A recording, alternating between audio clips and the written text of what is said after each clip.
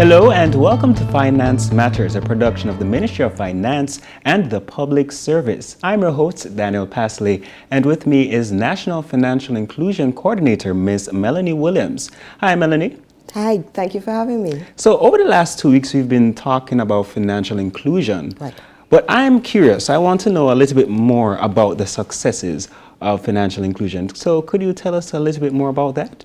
So the main successes we've had so far to date have to do with the increased capacity of our public sector entities, as well as the engagement with the public in terms of finding out their needs and delivering policies on consumer protection. Also, work has been advancing quite nicely under the MSME finance thematic area. And we've also When you talk about thematic area, what are you talking about? So, you remember the pillars? We had some discussion on that. What you have under each pillar are a number of thematic areas: consumer protection, retail payments, and MSME finance. We have found that with the leadership of the Development Bank of Jamaica and working alongside the Ministry of Industry, Commerce, Agriculture and Fisheries, there have been gains towards actually creating policies that would seek to improve access to finance and also seek to empower the institutional capacity of micro, small and medium-sized entrepreneurs. We've also had successes in terms of the percentage of the Jamaican adult population which benefit from coverage from our credit bureaus, which have now been very active in this space.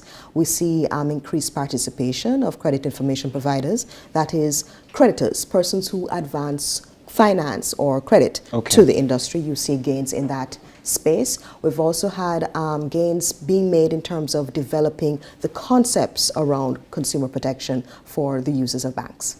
So let's talk about the Financial Inclusion Conference. I know that you recently staged the second staging of the event at the Terra Nova Hotel in July. Yes. How was that experience? It was fantastic because we brought financial inclusion in the language of everyday Jamaicans without all of the jargon associated with the typical financial sector or the legal sector. And so we had the benefit under the guidance of the Minister of Finance, the Honorable Dr. Nigel Clark. He had actually directed that we needed to change our message so that we would have maximum impact, and we had that through the creation of an animated piece. And we also had a play that was developed, again, in keeping with the theme of empowering Jamaicans and improving their ability to get the information they would need and get the finance that they would need to expand their business. We've had the benefit of having 3 young millennials, and that's Mr. Theodore Henry, Mr. Mark Scott, and Mr. Shauna Mullings. And all 3 exemplify the qualities of what we find to be best about being Jamaican: adaptable, agile in their thinking, creative, problem solvers, good communicators, as well as persons that are relatable. You understand their stories, and without stealing too much of their thunder, because we are in the process of actually developing an avenue for each of our ambassadors to engage with the public, they are going to really be inspirational to understanding what is possible, changing the mentality, and actually bringing, in keeping with our economic thrust in terms of the growth we've been experiencing recently, really showing Jamaicans that it is possible to get the information you need, to be dynamic, to create your own business, and to implement it and be a success. To take what may have been an adversity to you in childhood and actually make that the linchpin of a successful business. So that's all I will say about our ambassadors, but watch this space. I'm sure you're going to be quite pleased with the messages that they put out there. So 30 seconds, tell us, what are the next steps?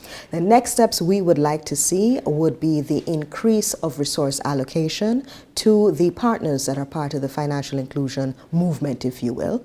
The next steps would be to have a roadshow whereby we take our animated piece and our play out beyond Kingston, because Kingston and St. Andrew, those aren't the totality of Jamaica. Right. Each experience in each area of Jamaica is unique.